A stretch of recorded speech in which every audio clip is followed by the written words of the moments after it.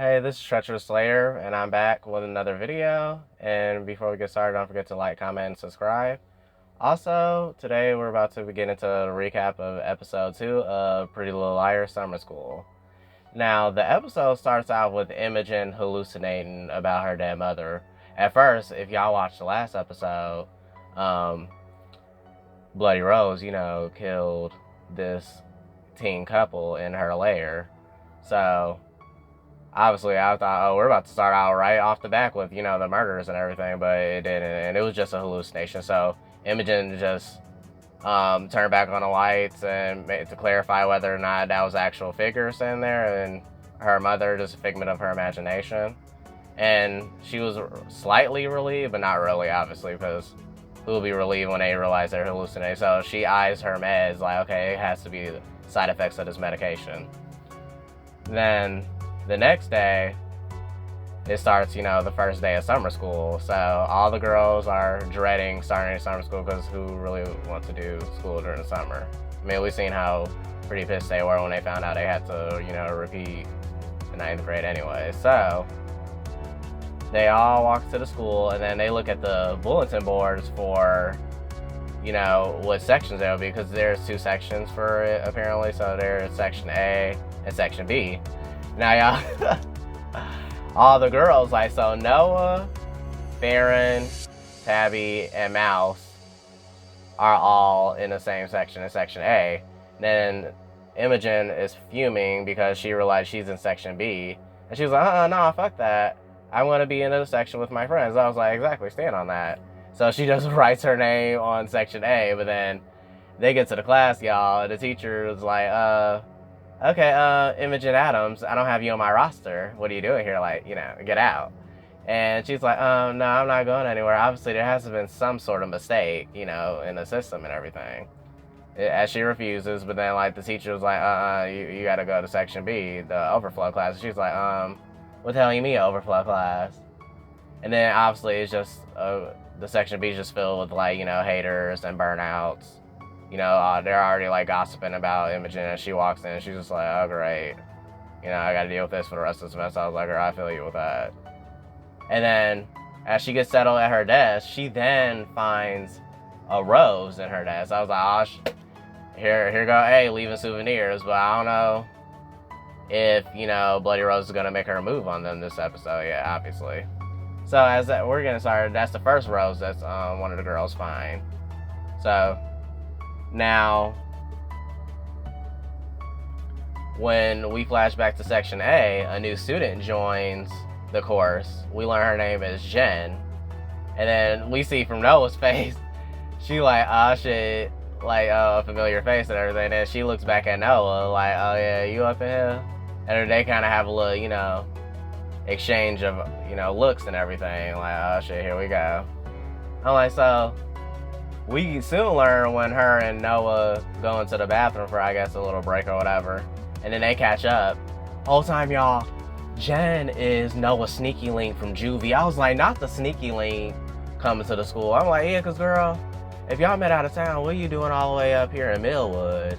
I was like, potential suspect, but I could be wrong. So fast forward that, they catch up or whatever. Then, Jen be like, what's good? I tried to hit you up, and your number done changed and everything. So what's up with that? And then she was like, yeah, and I was like, I just been going through some shit and everything. I had to change it or whatever. Then she changed. She was like, okay, bet. Give me a new one. And then how she slid her the phone. I was like, oh. Let's give it, Kaylani and Kiana Lede, your best friend. I was like, oh, the chemistry is top tier. I was like, oh, what's going on, girls? So that was a cute little moment or whatever. And then after school, I guess, the girls decide to go do another group session at Dr. Sullivan's office. And then they're voicing their frustrations about them being separated from Imogen and just the whole predicament of them having to do summer school and everything. So Dr. Sullivan suggests since she emphasizes with them in terms of she used to be a delinquent and everything, and she just suggests you make the best of a bad situation. I was like, real? So she suggests they, have little summer flings or whatever, or get a part-time job, just enjoy the summer the best they can. Since they only have to do classes in the morning, I was like, true, you still have the whole day and night afterwards. So it's not that grueling, and you know, in terms of, you know, life and death compared to what else they're about to go through. After they finish up that session, Imogen lingers a bit for a moment, and she voices her concerns about the medications she's under and everything. She feels like they're giving her hallucinations, which obviously vivid hallucinations and everything. So Dr. Sullivan just tells her, like, okay, they will consider like altering the doses and everything. Just don't overindulge in them and everything, and don't let your fear get the best of you and everything. And Imogen voices her concerns about her mom struggling with mental health issues as well, since she feels like it's a hereditary issue and everything. So she said, just like remain calm, and if there's any other changes, you know, come back and let her know and everything. I was like, okay, good. I was like, okay, so far so good. She's a good therapist. But then, y'all, I'm kind of side-eyeing Dr. Sullivan. I'm like, she's one of my suspects for being Bloody Rose too, because I'm like, did you purposely prescribe this medicine to her so you could give her hallucinations so she could think she's going crazy and everything, when in actuality she's not, and you're actually there, you know, in costume with a knife and everything. So that should be a little fact to, you know, keep an eye out for. So I'll definitely keep my eye on her, you know, because, you know, it could be anybody. And obviously we got this new Bloody Rose character, so we should see how this goes. And then, y'all, we're then flash forward to the Orpheum where Tabby is working and everything, and then she was about to acquire a little part-time job for Imogen, since Dr. Sullivan suggests they all go get part-time jobs for the summer, which, you know, get that bag or whatever. And she was going to suggest a position for Imogen, but then Wesley was like, oh no, it's good, I already hired somebody. And then Tabby was like, who the hell you hired that want to work here? And then, boom, here comes this new kid named Christian or whatever. I'm like, okay, he seems like a good fit for Tabby, but like she kind of gives him a side eye because, you know, it gives her, you know, Clip Chip vibes as like he walks in with the little mop bucket or whatever. And he smiles at her all innocently and everything. So she's just like, okay, and she's like, what's your name? And he's like, I'm Christian, nice to meet you. And then she's like, okay, I'm Tabby, whatever. And then Wes be like over here like, okay, yeah, Tabby, she knows all about this place. She can show you the ropes and everything and all. And then obviously Tabby with good reason is skeptical. I'd be like, okay, he appears to be sane, but we should see how this goes. And then we flash to see Farron and Coach Rhodes. Now, y'all, I want to know y'all peep what I peep. Like, do y'all think Coach Rhodes is low-key feeling like Farron or whatever? Because I just a little subtle flirting with that and everything, but I'm like, okay, sir, like, what's your motive? You know, like, what's your intention? So he suggests that she gets a job as a lifeguard since she's like fit and everything, and she's like the best choice and all that. And he was like, okay, here, give me your number and everything, and I'll text you when, you know, come to dinner. And she was like, okay, she texted and everything. I was like, but I called, I was like, what are you on, sir? Like, are you trying to like make a move on her or whatever, you know? So yeah, that was a cute little funny moment. And then we flashed to Noah catching up with Jen at the park and everything. I was like, okay, we finna get somewhere there. Jen, you know, describes her life post-juvie and everything, dealing with her mom and all that, and her struggling with addiction and how rough it's been and everything. You know, obviously her and Noah have a lot more in common than, you know, Noah and Sean at the moment. But nonetheless, they continue to go down memory lane, and then she just casually brings up, oh, she's like, wait, no, you weren't involved in that Millwood massacre bullshit, were you, and everything? And then Noah was like, actually, yeah, we were involved in all that and everything. It was like really fucked up for me, my friends, and my mom's. It was just like, you know, hectic and just a horror movie. I was like, exactly. I was like, all the hell they went through, y'all, just traumatic. Anyways, then she tried to casually slide in, like, she was like, oh yeah, what about that guy you were seeing before you went to juvie? Sean, what's his name, whatever? She was like, and then I was like, oh yeah, Sean. She was like, yeah, Sean. Is he still in the picture? I guess you try to see what's your status, like, we need to link or whatever, you know. And she's like, yeah, he's still in the picture. And then said they look coffee on it, and she was like, you know, okay, yeah, I was rolling. I was like, what y'all think Noah finna do? Y'all think she finna be juggling Jen and Sean? Because I'm like, girl, the options. Cause I'm like, Sean okay and everything, but I don't know, like, he was keeping secrets from her last season, so, you know, that bond could be kind of faltering as we speak. So yeah, we flash forward to Imogen going to her dad's and everything to, you know, discuss her mom's past mental conditions and whether that affected her mental health and influenced her, you know, events of last season and everything. And she wants to know whether it's genetics and everything, and asking her father what medications and what issues was she struggling with back in her youth and everything. And he gives her a list and everything. And I love their relationships, and I love like the location of him, so like where he stays and everything, because he lives on the outskirts of Millwood. That way, like if Imogen does want to escape, like, you know, Millwood for a while and take a breather, she can always go to her dad's place. And he seems like a very supportive father and everything, you know. And he gives her a suggestion, like, you know, you can stay here for a couple weeks or whatever if you want to take a break and all that, because he sees she's struggling, and he tells her, no, you know, you can talk to me, I'm always here for you. I'm like, see, love to see it, like a good father, you know, supporting and loving his daughter. Like, I just love that. I love to see it. And later on, like, I guess as she waits for the bus, you know, she casually sees a flyer for Rocky's Diner or whatever, and then she decides to take a job there and everything. But what got me, y'all, is when the boy was like, okay, look, I ain't got all day, like, do you want a job or not, whatever, like, okay, like, you got experience or whatever, because you ain't gonna sit here and waste my time. He's like, yeah, me and my mom volunteered at the soup kitchen or whatever. And I was like, yeah, they used to do that. And y'all, what got me was when she asked Imogen's name, and then she's like, Lee. And I'm like, Lee, girl, your name ain't Lee. I was like, so this is a great example of her wanting to disassociate from her current mental state and her personality right now. So I wonder how that's gonna bode well later in the episode. But mind you, now we go back to the Orpheum where Christian and Tabby are working and everything, and Tabby's like explaining to him the ropes of the job and everything, like, you know, the cleanup duties and how to run a projector and all that. And he tries to bring up, like, oh, I heard you're a fan of horror movies and stuff and everything. Like, if you want, we could, like, talk horror and everything. Like, but he's more of the special effects, like, kind of guy and everything.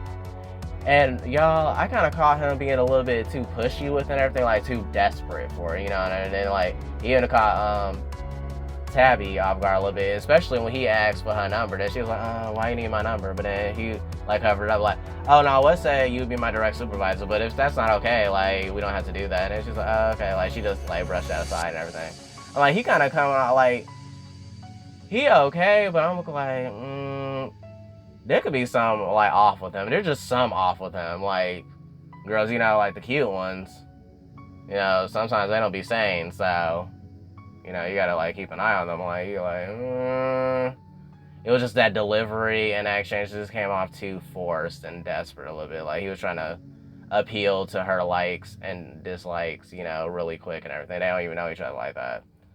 So, fast forward to that, we are thrown back to the church of our Mother of Holy Grace, where Mrs. Beasley and Pastor Malachi described the upcoming Redemption House play and the roles involved and the lead roles and stuff. And Kelly is, you know, all into it and everything because she wants to be the star and everything. It was just such a funny dynamic between her, Greg, and her competition, Sandy. Now, she was telling Greg how they want to play the premarital sex scenes, because she was like, that's the part we're getting, and I'm not going to settle for less. And I was like, period, because she's like, no, I'm the star, period. So, and then Sandy, like, throws a little snide around, like, I won't be too short. Like, I've been preparing my whole life for this role. And then she side-eyed Greg. And then, I'm looking at Greg like, he is such a hoe. Like, I'm like, can you not keep it in your pants for one person? I'm like, you're giving major Tyler vibes, aren't you? You see what Archiekins did to Tyler last season. So, I would, like, tread lightly if I were you.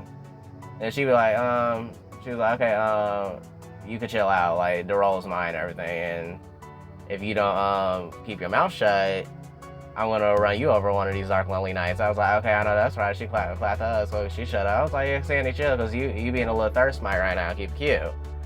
Now, We then go to Noah and Sean. They have a little intimate scene in terms of like her confessing to him that she lied about her mom's coming home from rehab or whatever. Because right, he was like, okay, is this because my mom was like, yeah, like, sir, you know your mom don't like her. Like, I don't know why this hidden animosity she has towards her and everything, even though I know it's a pretty standard girl and everything. I was like, she ain't like no bad influence on him. I was like, now if you looking outside, like, is this because my mom? I'm like, yeah, did you want your mom to catch a case?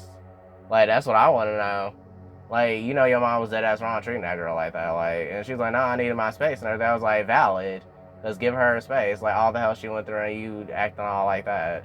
If that was the case, you should never let her stay in your house. But nonetheless, he brushes it off and like understands and everything, and they have a little cute kiss. And then we flash forward to Tabby and Imogen after Tabby shifted Orpheum. She like catches up with Imogen in terms of like meeting a new Christian guy.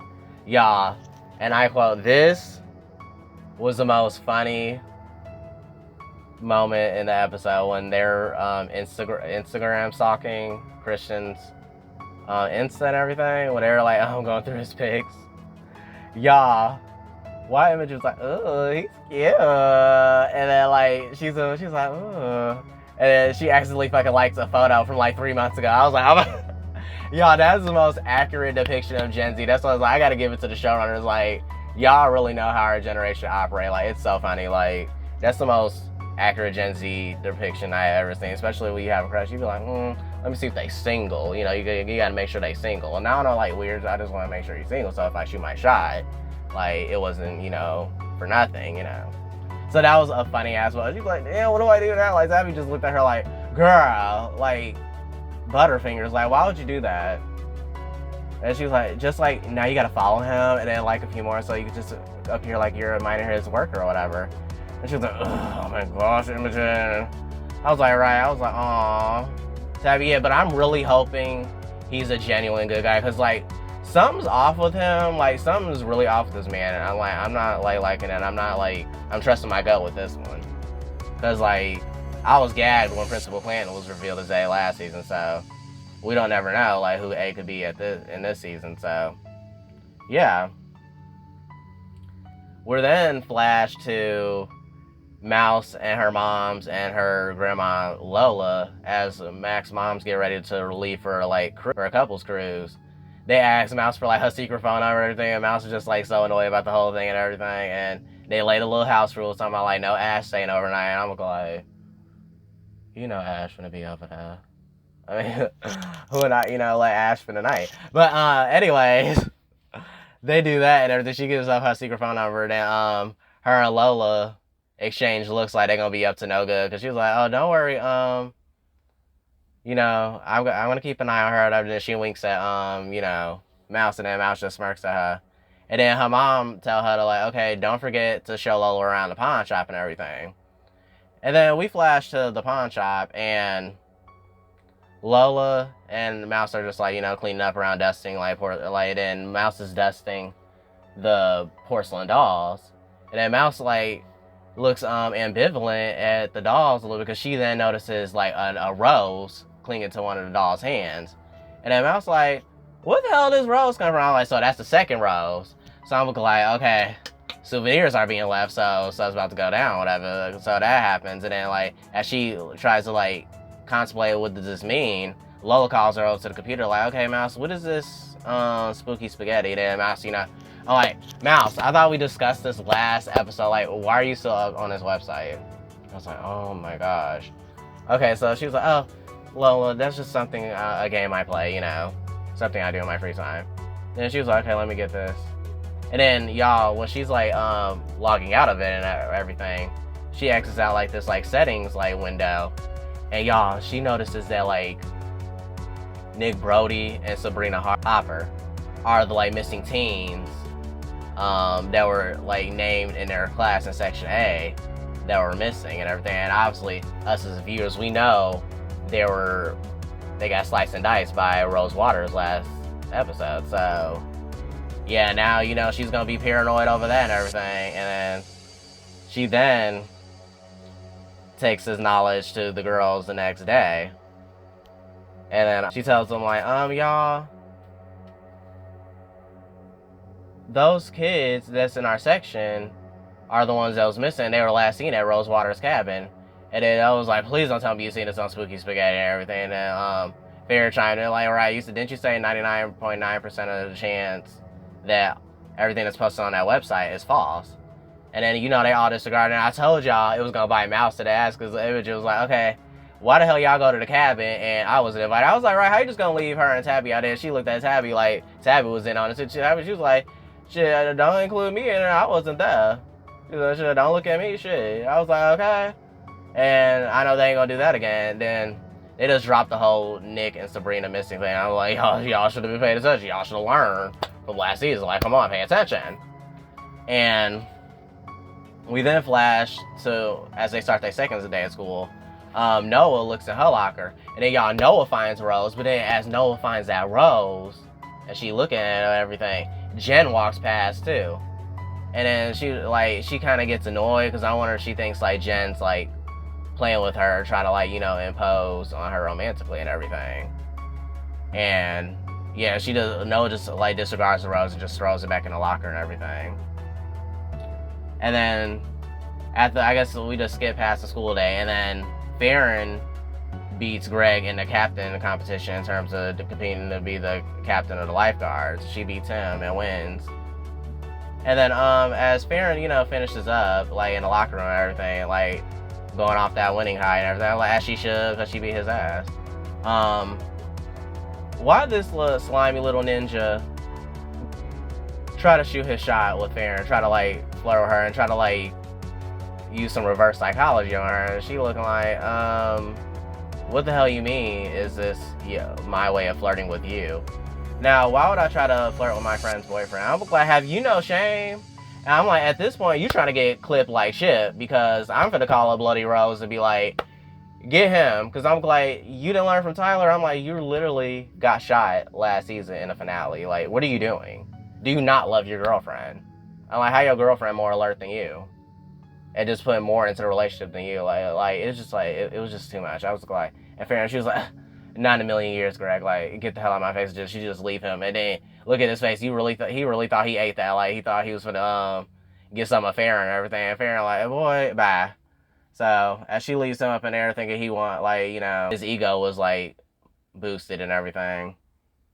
Girls then try to you know, they decide to come up with an idea to surprise Imogen at her new job at Rocky's and everything. So they decide on that. Then as we flash forward a little bit, we see Noah working, you know, at the pizza parlor. And then her boss comes and says, like, hey, I'm thinking of hiring one of your, like, classmates or whatever. Her name's, like, Jen.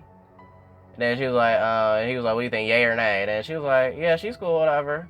And then, you know, she kind of contemplating, like, okay, like, how's this gonna go? That's what, like, Noah, like, Mija, like, what are you gonna do? Like, you know, at some point, her and Sean are gonna cross paths, and there's gonna be a slight little, you know, some tension there or whatever. So I wonder what she gonna do. Like, what y'all think she gonna do? Y'all think she gonna stay linked up with Sean, or she gonna, you know, have that sneaky link with Jen, you know? So that's to be interesting to find out.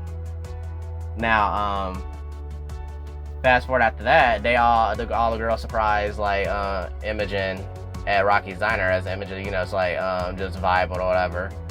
Then she's gagged, because when she look at them, she look at them like she just seen a ghost or whatever. I'm like, dang, girl, you don't want to see your friends or whatever? And then they all go sit at the table and they catch up with her, and then they looking at Imogen like, girl, why you acting all awkward and off and everything? And then she was just being very aloof with them and everything. And she's like, hi guys, you know, what are you doing here, you know? She was like, oh yeah, we just decided to surprise you or whatever. I was like, right, just girls supporting girls, like, as they should, like. And then you could tell she's suffering from the disassociation disorder thing that she's going through right now. And like they eyeing her name tag, and I was like, girl, what's up with your name tag? And then she was like, and then she's like, oh, this is just an old one they had in the back or whatever. Then Farron was like, looks pretty new to me. Like, I don't know who you fooling. And then Tabby was like, Imogen, wasn't your mom's middle name Lee? And then Imogen trying to like deflect to be like, you know, guys, what you trying to do here? You know, like, I just wanted to, you know. Then she confesses to not be herself and everything. They looking at her like, well, why are you trying to be somebody else? Like, you know, be yourself. Like, we love you and everything.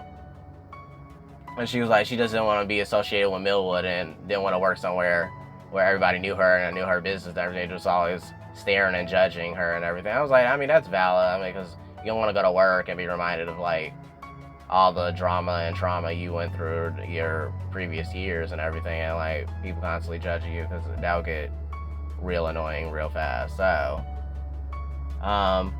she you know, kind of has a mini psychotic break a little bit, and then just leaves the girls at the table as her boss calls her back like, Lee, get back to work. And then they all look at her like, Lee, and then they all look at each other awkwardly like, we gotta help her, we gotta talk to her, we need an intervention. I was like, right, girl intervention, you know, hello, reality check.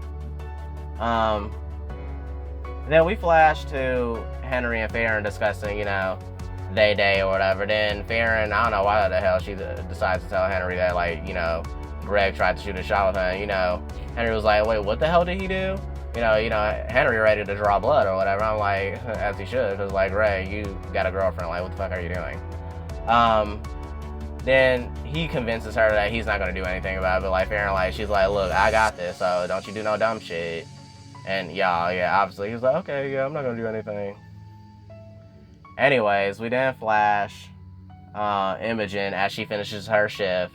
She's waiting for the bus or whatever, and then she starts to see hallucinations of Bloody Rose. Now, at first, y'all, this was a scary scene of her, because I was like, is that actually her? Or, you know, is it a figment of Imogen's imagination? Because we know they're targets, because Imogen was the first one to find a Rose. So I'm like, okay, girl, you better get ready to fight or flight. And then she, like, panicking her. She having a mini panic attack because she realizes Bloody Rose is getting closer and closer. And then she's like, oh, shit, like, what am I going to do? Then, like, the bus just comes right in time to, you know, Imogen running the street like, hey, stop.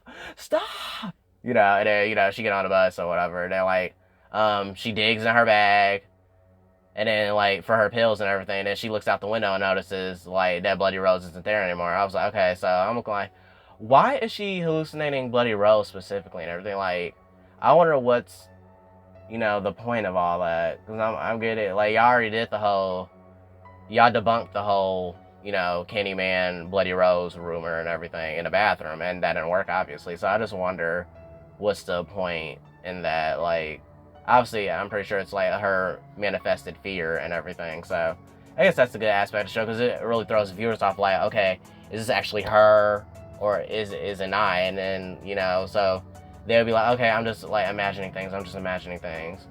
Like, you're not real. It's kind of giving, like, when Lori from Halloween H2O, when she was thinking that Michael was there and he wasn't, you know, until he then showed up later on. Anyways, I just love the little nods to, like, Laurie Schrode's lore and everything. It's just nice to see as, like, fellow slasher fan or whatever. Anyways, the next day school starts, and then Imogen has another mini psychotic break in the class in Section 8, because she comes to Section 8 and the girls looking like, girl, like, what are you doing up in here? You know you can't be in this class, girl. And then she's like, no, I'm going to stay right here and I'm going to tell the teacher that I'm not going anywhere. And then she stands on business and does that, and then the teacher looking like, girl, we already been through this, like, you want to get expelled and, like, you know, don't progress at all and everything. She's looking at her like, I know she ain't raising her voice to me, you know, like, just big energy, like, who the hell is you talking to? Like, I got a class to teach and you wasting my time, so you go to the principal's office or you can get something else. So, and then the girls, like, they see the teacher's face, so they like, oh, no, we get her the hell out of here. They was like, okay, sorry, teach, we about to, you know, go give her a little pep talk or whatever, you know, get together. They was like, come on, Imogen and everything.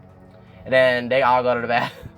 Y'all, they go to the bathroom, and, y'all, this scene just made me tear up and everything. Like, Imogen, like, breaks down some, like, guys, I'm flailing, like, I don't want to be known as the girl who's, like, attacked and, you know, pregnant by her attacker and everything, and, you know, the daughter of the woman who, you know, took her own life and everything. Like, yeah, because it was so effusive and, like, such a heavy scene. I love how the girls, like, provided great moral and emotional support to that girl, because I'm like, yeah, because y'all all best friends, y'all need to stick together and everything. And it was just nice, like, to see them, like, confiding in her and everything, and it would be like, no, we're here for you, like, don't ever think we're not here for you, you know, you can talk to us and everything. And it was just like a great scene, and I love, like, their bond as a friend group. Like, it's just so tight knit. And then oh yeah, I forgot about this. I'm so sorry, y'all. Mouse that night when Imogen saw Bloody Rose, a hallucination Bloody Rose, Mouse's grandma Lola also has a hallucination of Bloody Rose in her, you know, living room window or whatever. And then Mouse comes in like, Lola, what the hell's going on and everything. Her and Ash just in there like, okay. Then she was like, I seen a woman out the window or whatever. Then like Mouse was all shook and she was like, okay, was this the woman that you seen? And then showed her a photo of Bloody Rose. She was like, yes, that was her and everything. And then they Ash come back in the house like, okay, no one's out there and everything. And then they all go back to bed, and the next day, like the next morning, they go check on Lola like, okay, how you doing? Because she had, and mind you, the night prior she was like, who are you, to Ash and everything. And then he was like, I am Mouse's boyfriend and everything. And then y'all, I was gagged. What did Mouse was like, good morning Lola, how are you? And this is all before they went to school, before like the next day, you know, before the intervention with Imogen. She was like, Lola, how are you feeling and everything?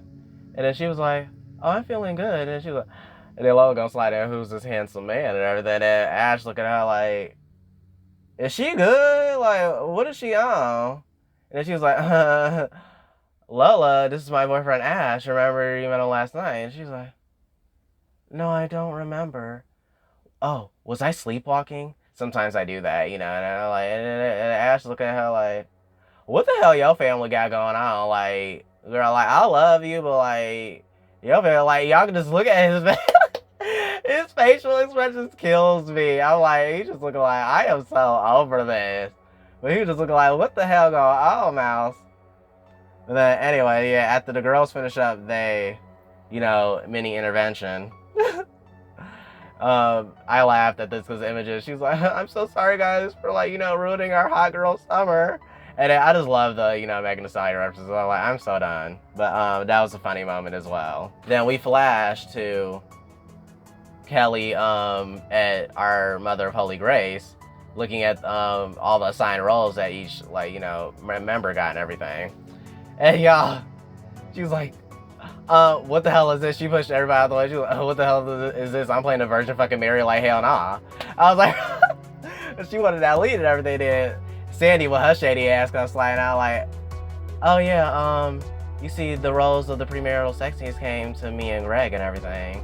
Then she was like, oh, what the hell is that supposed to mean? She was like, yeah, I already hit him up with the good news and everything. I was like, and Kelly looking like, not you trying to push up on my man. I was like, and the whole time, yeah, Sandy is plotting to take her man. And I'm looking like, but at this point, we all know Greg for the streets. So I'm like, it ain't really a lot. Since I'm like, they are not compatible. I feel like Kelly has outgrown him. Like, she can do way much better than him. I'm just like, in my opinion, you know.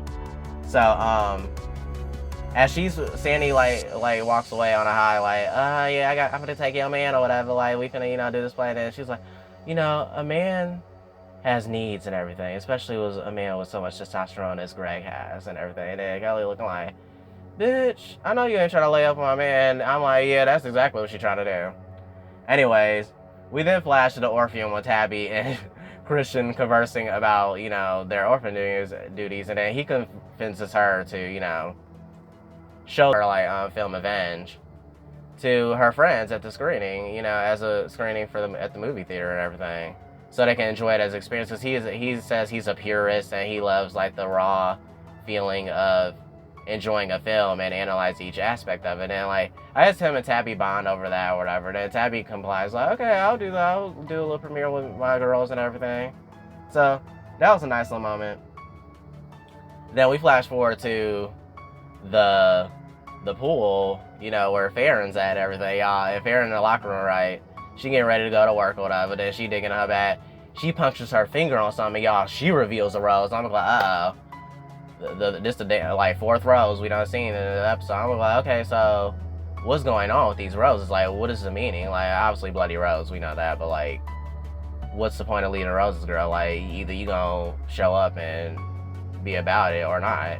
Anyways, as she like analyzes the rose or whatever, she hears Henry in the background going off on Greg, like saying, if you know, come anywhere near her and everything, and then he like, then Farrah come out like, okay, what the hell going on? And she looking at him like, I told you not to say shit. And I don't know why Greg opened his stupid ass mouth saying some dumb shit. And then y'all, Farrah done just hauls off and punched him dead in his nose. And I was like, so sad. I was like, there you go. Thank you. Well, we all learned from, because I'm like she said, when are you gonna learn to shut the hell up? I'm like, you didn't learn at the Halloween party with your lame ass friend did the same shit. And she, like she said, you should just shut the fuck up. I was like, right, like shut up. Like, when are you gonna learn? And then like Sean and Ash scoop his like lame ass off the floor or whatever. Because I'm like, damn, she did like crack his nose or whatever.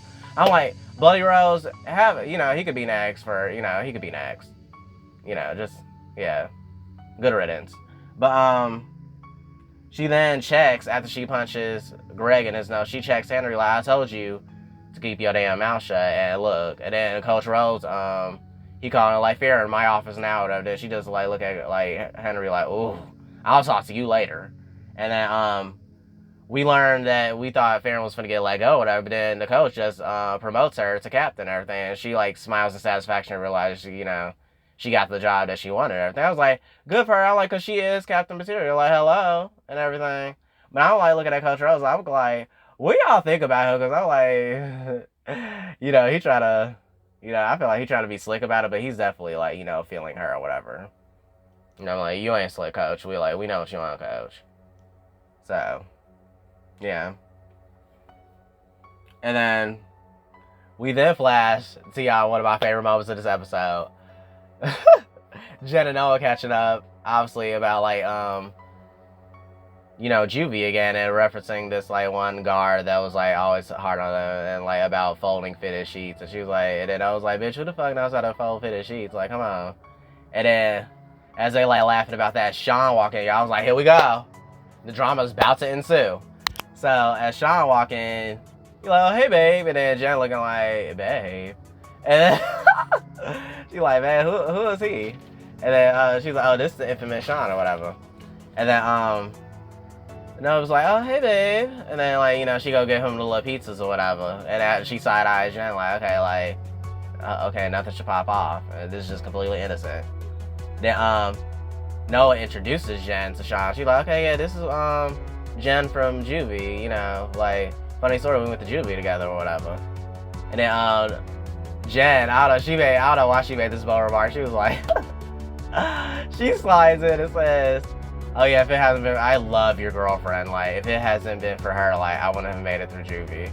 And then like Sean's just like, oh, like, I'm pretty sure she would say the same about you or whatever. And then like, as he takes the pizza, he's like, okay, see you later, babe. And then he kisses her, and then Jen just look like, sir, you think like that's gonna stop me from like, securing her? Everything like he was like, nah, this girl is mine, not the boy is mine. This girl is mine. I was like, okay. I like Jen, I ain't stopping. I like light work. This is definitely light work for me. I don't know what you thought. But as that finishes, that was a funny ass one. I was like, y'all, what is like Noah gonna do? I don't know. We should find out though later in the season. But anyways, we then are flash forward to the girls enjoying Avenge at the Orpheum or whatever. And then as they like watch the film and everything, they all just like gasp and awe like how phenomenal it is, because like, yeah, that's like, I love how cathartic it is for Imogen and Tabby in particular, given what Chip put them through and everything. So that was a nice aspect to see. That was definitely a good aspect to see. And the girls like actively supporting and everything. And then, like Christian lurking in the booth or whatever. I'm like, yeah, something kind of off with him. I don't know, like, I just can't trust him. I don't know, like, because you can't trust the cute ones, you just can't trust them. But, anyways, we're then tossed to Greg and Kelly in a car, at like some like, I don't know, like, park at night. And that she confronts him like, okay, tell me, like, are you trying to, like, lay up with Sandy or what? And then he was like, not yet. I was like, do you want to, like, lose your life? Like, you're just jinxing yourself. Like, what is wrong with you? Like, why are you playing in her face? Like, this man is stay playing in Kelly's face. All because she want to be celibate and everything. I was like, maybe celibacy is important to her. And obviously you heard her mom said, like, they can't be, she don't want her, like, sexually active like that. I was like, valid, because I mean, like, she don't want her to end up like, what happened, you know, God forbid, you know, anything horrible happen to her, like, you know, what occurred with Imogen and everything. So after that, then she, like, confessed to him, like, yeah, you know, there's other ways we could be intimate and everything. We don't always have to have sex. I was like, I know that's right. And then, like, as she checks him, I'm talking about, she listens to me, Sandy, and everything. I was like, well, she's so good, you can go join her then. That's what I would do. I was like, well, you get the hell out of the car. We done here. But, like, you know, Kelly better than me because he would have been gone. But nonetheless,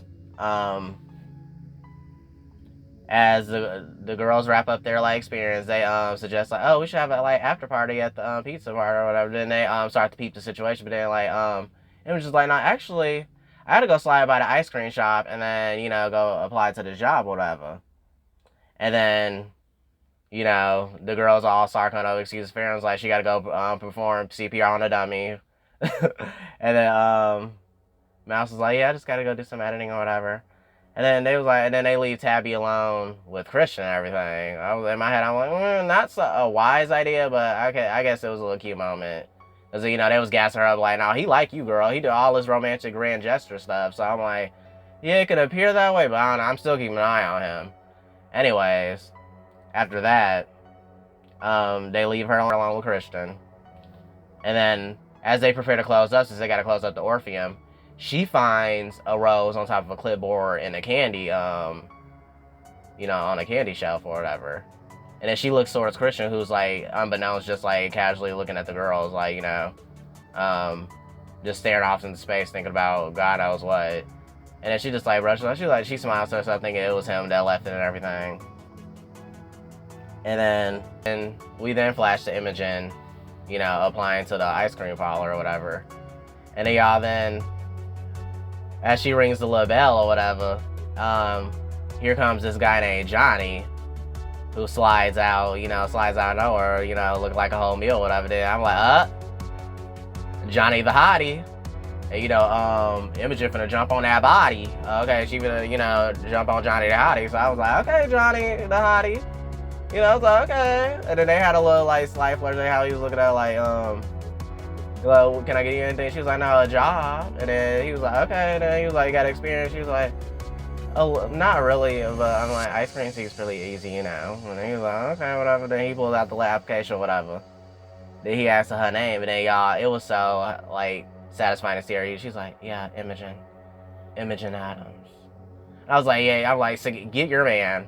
I was like, yeah, I'm shipping them, but I think, like, they're definitely gonna, like, be a thing, especially how he's looking at her. I'm like, yeah, they'll be cute together. I'm like, she needs a sense of normalcy. She needs a sane man. Hopefully he's sane and everything, but like I said, you can't trust the cute ones. Y'all, like, it's classers, you know, slasher rules. You trust them.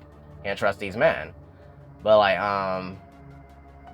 yeah, then she then gets a call from an unknown number, but then she just declines that she finishes the application. Then we flash to Farron getting something to drink, and then she gets a phone call as well, and everything. And then, well, like, obviously she ignores it. Then we flash y'all to Noah, and I was dying, y'all, because I was like, as she laid up with Sean, girl, y'all, she having flashbacks of Jen and Juvie laid up and cuddling. I'm like, not you, like, reminiscing on when you was laid up with Jen while you laying next to your man. I'm like, oh my gosh, Noah, what are you gonna do, girl? Yeah. Having flashbacks, you know, them good flashbacks, y'all. She was like, time was had. And then, yeah, and then she get the call, she ignored it, yeah. And then, mid, like, the exchange and everything, Sandy's texting Greg, like, okay, we need to meet up for rehearsals and shit and everything. And then, like, he curves her, he was like, nah, I'm with Kelly right now, sorry, and everything. And then she was like, oh, no, you ain't gonna, leave me for that virgin and everything. I'm like, and the girl, how you know she a virgin? I'm anyways. And then as, like, Sandy storms off in a jealous rage, y'all, Bloody Rose pop up by her car and everything and go to town on her. I'm like, damn, Sandy. See what happens when you try to take somebody man, girl. You know, and I'm like, see, and I'm starting to think who Bloody Rose could be also, because I'm like, do y'all think Bloody Rose could be Mrs. Beasley too? Because she was the one who handed out the scripts and everything. Obviously, she wants her daughter to be, you know, successful and everything. So she probably heard that little exchange and everything. You know, like, took matters into her own hands, if you get what I mean. Because I was like, she could be a lead suspect for Bloody Rose, you know, being Bloody Rose and everything, since we know she stabbed her husband last season and everything. So we seen that and everything, y'all. I was like, I don't know. Like, at this point, I really don't know. And then we see Tabby, you know, getting a call as Christian walks her out and everything. And y'all, this is what has me think he's like a suspect. And plus, look at what he's wearing, y'all, and just how he be looking at her. Like, he always wearing a shirt with roses and like, or flowers and everything. And then as she gets a call, he looking at the phone as they like, you know, bonding over film and everything. And she was like, oh, probably just some robocall. He was like, or worse. Like, why the hell would you say that? What do you mean, or worse? Did she gotta look at like, what the hell that's supposed to be? Like, did he try to cover it up? Like, oh, what's your favorite bad movie or whatever, and all that. And then she's like, yeah, and then they laugh about that and everything. And I was like, boy, no, I got my eye on you, because that was really sus. Y'all tell me what y'all think. Do y'all think that was sus of him? What the hell you mean, or worse? Like, why would you throw that in? And I look at the hell like, yeah, girl, you better get ready to. But yeah, I don't know why the hell he like would say some dumb shit like that. And then we end the episode with Mouse getting a call on her phone, and then obviously we know Mouse gonna ignore any unknown calls, so she was like, fuck this, and then she ignored it. But then as she on Spooky Spaghetti doing her research, y'all, Bloody Rose FaceTime calls her, like, and then like Mouse answers it, and then Bloody Rose like, I hope you've been studying and everything. And she over here like, what do you want? And like, who are you? And she was like, you know exactly who I am or whatever. Then she was like, okay, like, so why you calling me? And then she over here like, then y'all, Bloody Rose gonna gag her like, save your breath, you'll need it. I'm like, oh, the girls are about to be fighting, y'all. So yeah, y'all tell me what y'all think about this episode. You know, I really enjoyed it. Like, this is like, I feel like I really enjoyed this episode more than episode 1, because it was just like the little exchanges between like Jen and Noah, and then like now Sean's in the mix. And I'm like, love triangle, fatal attraction. So I don't know, y'all. And I'm starting to think this Bloody Rose Waters thing is like a cult, because why target Sandy and everything, and then like Nick and, well, obviously Nick and Sabrina, they brought that upon themselves, like laying up in her leg. I don't know why the hell y'all do that. But yeah, y'all let me know what y'all think, like, because it's giving, and I'm thinking it's at least 3 of them, because we all know like Archie Waters, he could potentially break out still too, like, and that could be like a 4th, but it's giving like it's like a cult that just wants to like torment the girls and everything. So I don't know. Y'all let me know who y'all think Bloody Rose Waters is, because I'm really trying to figure out, because I think my lead suspects is still Mrs. Langsley and Mrs. Beasley, and also Dr. Sullivan, because why you subscribe Imogen the meds? No damn one's gonna give her hallucinations. But yeah, y'all, I don't know. All I know is all hell's about to break loose, so y'all stay tuned for future episode recaps and thoughts, and I'm out.